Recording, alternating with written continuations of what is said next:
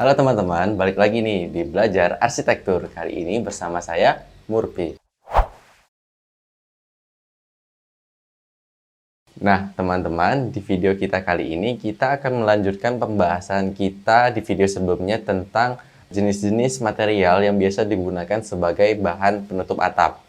Nah, di video sebelumnya kan kita sudah mengetahui beberapa jenis material yang biasa digunakan sebagai penutup atap seperti atap keramik atau glacier, ada atap tanah liat, lalu atap seng, atap sirap, dan juga atap beton.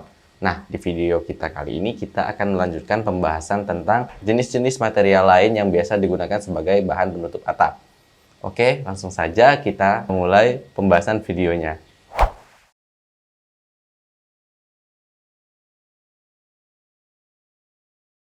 Oke, yang pertama ada atap asbes. Nah, atap asbes ini bisa dikatakan sebagai atap yang sering digunakan oleh masyarakat di Indonesia. Di samping harganya yang cukup terjangkau, pemasangan atap asbes juga terbilang mudah. Karena pemasangannya yang mudah tersebut, maka atap asbes seringkali digunakan masyarakat sebagai material penutup atap. Atap asbes ini sendiri adalah material yang berbahan dasarkan asbes semen. Bentuknya sendiri berupa lembaran tipis yang bergelombang. Dan gelombangnya ini sendiri beragam ya teman-teman. Ada yang besar, ada yang kecil, dan juga ketebalannya juga bervariasi. Tergantung dari kekuatannya dan juga harganya teman-teman. Atap asbes ini sendiri memiliki sifat tidak bisa memantulkan sinar matahari, namun cenderung menyerap sinar matahari. Lalu atap asbes ini biasanya digunakan sebagai penutup garasi, namun tidak jarang pula masyarakat Indonesia menggunakan atap asbes sebagai material penutup atap untuk ruangan dalam rumah. Nah, kelebihan dari atap asbes diantaranya adalah atap asbes ini tahan panas, lalu juga tahan api, kedap air, ringan, serta mudah dalam pemasangannya teman-teman. Dan lagi atap asbes dibandingkan dengan material-material lain cenderung memiliki harga yang lebih murah. Karena atap asbes memiliki bobot yang bisa dikatakan cukup ringan, maka untuk strukturnya sendiri bisa dikatakan lebih sederhana dan tidak sekompleks struktur-struktur jenis-jenis material atap lainnya. Sehingga dengan bentuk struktur yang cenderung lebih sederhana, bisa mempercepat juga dalam proses pembangunannya teman-teman. Nah, sedangkan untuk kekurangan dari atap asbes adalah biasanya atap asbes cenderung monoton ya teman-teman. Jadi dia cuma punya satu warna dan juga polanya cuma pola-pola yang bergelombang. Berbeda dengan atap genteng yang memiliki berbagai macam corak, sehingga teman-teman bisa lebih variatif dalam memilih warnanya. Kemudian kekurangan lain dari atap asbes ini adalah atap asbes mudah sekali patah jika mendapatkan gaya dari atas. Misalnya kalau teman-teman memakai atap asbes, lalu ada pohon atau apa yang jatuh dari atas misalnya, itu atap asbes mudah sekali patah dan juga menyebabkan atap teman-teman bisa berlubang. Nah, selain itu, kekurangan lainnya dari atap asbes adalah walaupun atap asbes mampu menyerap panas, namun atap asbes ini kurang direkomendasikan jika kita menggunakannya di daerah dengan iklim yang panas. Karena biasanya bangunan-bangunan yang menggunakan atap asbes, suhu ruangannya akan cenderung lebih panas jika dibandingkan dengan bangunan-bangunan dengan penggunaan material yang berbeda. Namun, jika teman-teman ingin lebih menghemat anggaran dan tetap menggunakan atap asbes, teman-teman bisa menggunakan alternatif menggunakan aluminium foil sebagai lapisan sebelum atap asbes. Jadi, misalnya kalau teman-teman mau masang asbes, jadi sebelumnya kita lapisi dulu pakai aluminium foil, baru kemudian kita letakkan asbes. Fungsi dari aluminium foil itu sendiri nanti akan berperan sebagai penahan panas. Jadi, panas yang dari asbes tidak langsung turun ke ruangan. Asbes juga memiliki kekurangan yang sangat membahayakan untuk kesehatan. Asbes sendiri kan yang kita ketahui tadi, dia memiliki material berbahan dasar asbes semen ya teman-teman. Nah, bahan dasar asbes tersebut seringkali mudah untuk gugur, jadi partikel-partikelnya itu turun, sehingga jika itu terhisap oleh teman-teman dalam kurun waktu yang cukup panjang, akan menyebabkan teman-teman lebih rentan untuk terkena kanker paru-paru. Tentunya nggak mau ya kayak gitu ya teman-teman. Jadi untuk material asbes ini sebenarnya sudah agak kurang direkomendasikan jika teman-teman menggunakan atap asbes sebagai material penutup atap di rumah teman-teman. Oke, selanjutnya ada material semen fiber. Nah, material semen fiber ini bisa dikatakan sebagai material pengganti asbes yang kurang baik untuk kesehatan tadi teman-teman. Jadi material semen fiber ini memiliki bentuk yang sama seperti asbes, yaitu bentuk lembaran tipis yang bergelombang. Kelebihan dari material atap semen fiber ini sendiri adalah material ini memiliki daya tahan yang cukup kuat, artinya dia bisa bertahan dalam kurun waktu yang cukup lama, tidak mudah rusak, tidak berisik, pemasangannya juga cukup mudah, bebas karat, dan juga biaya dari materialnya sendiri tergolong lebih murah. Nah, kekurangannya, walaupun material ini bisa dikatakan murah, namun material atap semen fiber ini sendiri memiliki bobot yang cukup berat untuk menopang material semen fiber ini. Jatuhnya, walaupun materialnya harganya murah, tapi strukturnya bisa lebih mahal teman-teman, karena dia memiliki bobot yang lebih berat. Kemudian ada material atap metal. Untuk teman-teman yang mengutamakan durabilitas, material atap metal ini bisa menjadi pilihan utama untuk teman-teman karena atap metal memiliki daya tahan atau durability yang cukup baik. Atap metal ini sendiri adalah atap dengan bahan dasar campuran dari beberapa material metal seperti aluminium, besi, tembaga, dan juga seng. Material atap metal ini sendiri untuk sekarang sering digunakan di bangunan-bangunan seperti sekolah dan juga bengkel. Kelebihan dari material atap metal ini antara lain, selain dari durability yang tadi yang kita sebutkan yang cukup baik, material atap metal ini memiliki bobot yang cukup ringan, lalu mudah dalam pemasangannya, tahan terhadap angin, lalu juga tahan terhadap panas, lalu tahan terhadap api, serta atap jenis ini cukup fleksibel jika ingin dipasang di berbagai macam bidang. Artinya jika misalnya teman-teman menemukan atap dengan tingkat kecuraman yang cukup tinggi, teman-teman bisa menggunakan material atap metal sebagai pilihan teman-teman. Sedangkan kekurangan dari material atap metal ini adalah memiliki biaya pemasangan yang cukup mahal dan dibutuhkan ketelitian pada saat pemasangannya, sehingga teman-teman membutuhkan tenaga yang benar-benar ahli atau sudah biasa untuk memasang atap metal di bangunan teman-teman. Selanjutnya ada atap aspal. Atap aspal atau yang biasa dikenal sebagai atap bitumen adalah material penutup atap yang berbahan dasar aspal. Meskipun namanya itu atap aspal, namun material atap bitumen ini tidak sepenuhnya dari aspal ya teman-teman. Jadi atap aspal ini adalah material yang berasal dari campuran aspal dan juga material-material lain seperti serat organik, lalu bubur kertas, resin, serta campuran-campuran lainnya teman-teman.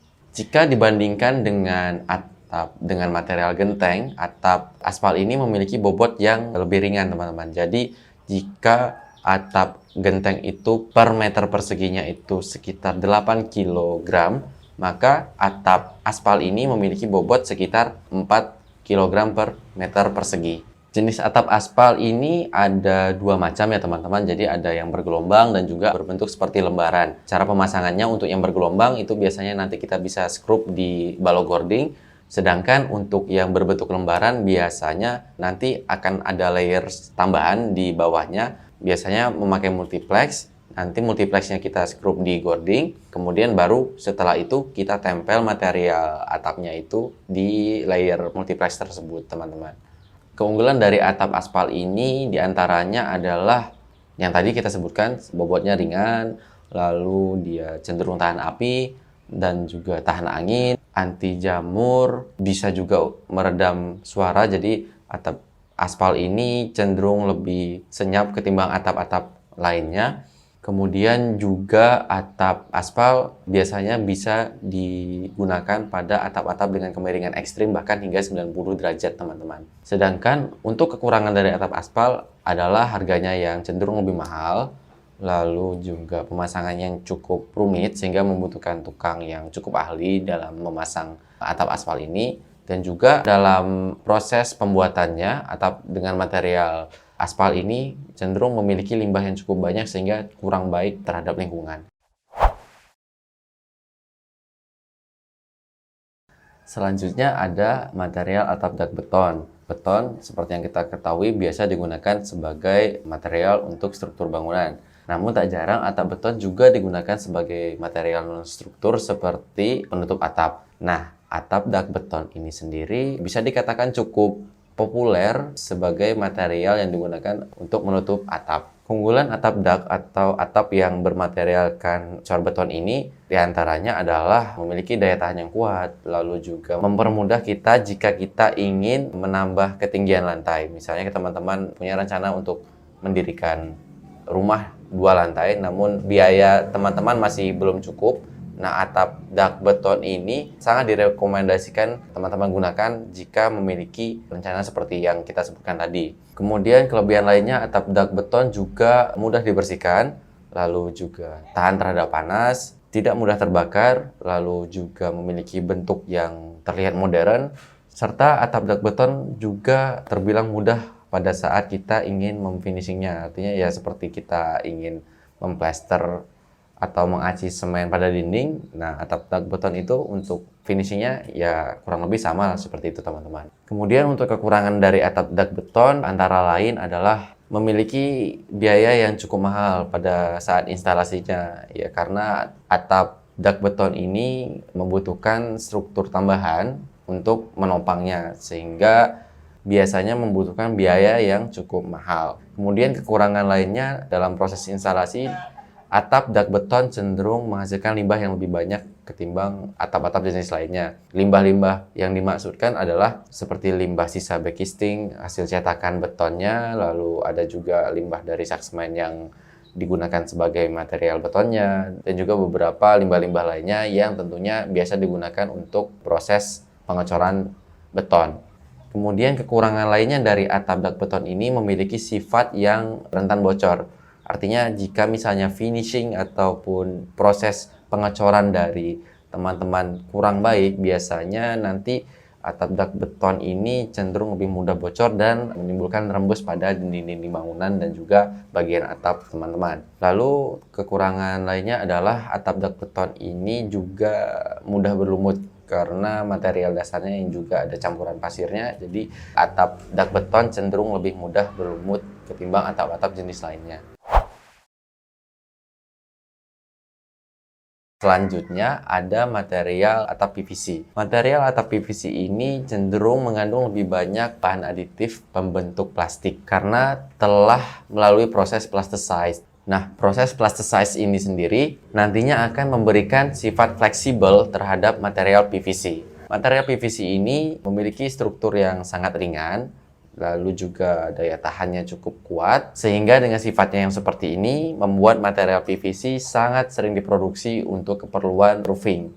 Nah, keunggulan dari material PVC ini selain yang kita sebutkan tadi adalah yang tentunya tadi yang dia fleksibel, lalu juga memiliki daya tahan yang kuat, kokoh dan juga ringan, serta bisa meneruskan cahaya. Jadi misalnya kalau teman-teman kepikiran nih ingin membuat skylight, mungkin teman-teman bisa menggunakan material PVC ini sebagai alternatif untuk bahan penutup atap. Serta kelebihan lainnya dari material PVC ini sendiri adalah mudah dalam perawatannya. Jadi teman-teman bisa lebih menghemat biaya ketika proses maintenance bagian atap teman-teman. Sedangkan untuk kekurangan dari material atap PVC ini adalah material atap PVC cenderung lebih mahal dan juga memiliki warna yang terbatas. Jadi misalnya jika teman-teman ingin bermain dengan warna-warna atap, material PVC ini sedikit kurang direkomendasikan kepada teman-teman. Selanjutnya ada atap polikarbonat. Atap polikarbonat ini adalah material penutup atap yang berdasarkan termoplastik polimer. Atap polikarbonat ini memiliki sifat yaitu transparan, lalu ringan, tahan terhadap suhu ekstrim, lalu memiliki tingkat durability yang baik, sehingga dengan sifat-sifatnya yang kita sebutkan tadi, membuat atap polikarbonat menjadi salah satu material favorit sebagai material pengganti kaca untuk penutup atap. Nah, keunggulan dari material polikarbonat adalah memiliki durability yang baik, lalu juga ringan, tahan terhadap perubahan cuaca yang ekstrim, mudah dibentuk, lalu memiliki kualitas kejernihan yang hampir mirip seperti kaca dan juga mudah dibersihkan. Sedangkan untuk kekurangan dari material atap polikarbonat adalah tidak tahan terhadap goresan, lalu tidak tahan terhadap cairan kimia, dan juga kurang ramah lingkungan. Selanjutnya ada material atap UPVC. Kalau tadi ada atap PVC, sekarang kita ada material atap UPVC.